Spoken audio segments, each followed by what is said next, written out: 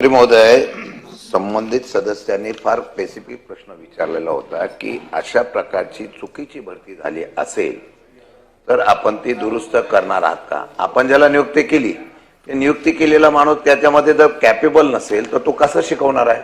तर तशा प्रकारची दुरुस्ती तुम्ही करणार आहात का आणि ती दुरुस्ती करून जे पात्र आहेत त्यांना तशी देणार का? दुसरा प्रश्न माझा की आपण मगाशी सांगितलं होतं की खरं शिक्षण संस्थेवर आता बोलायचं म्हटलं तर राज्य सरकारचीच आता भूमिका अशी चाललेली आहे दादा की हळूहळू सरकारच्या अनुदानित शाळा बंद करायच्या, मग जिल्हा परिषद तो पंचायत, मग शाळेला इमारत नाही, पैसा नाही, काय नाही, आणि खाजगीला जाऊन सरकारचा पैसा कसा वाचेल अशा प्रकारचं नवीन धोरण सरकारच्या संकल्पनेतून दिसतंय.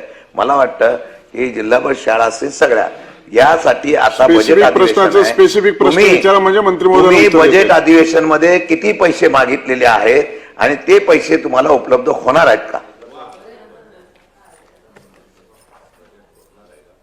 सभापती महोदय, सन्माननीय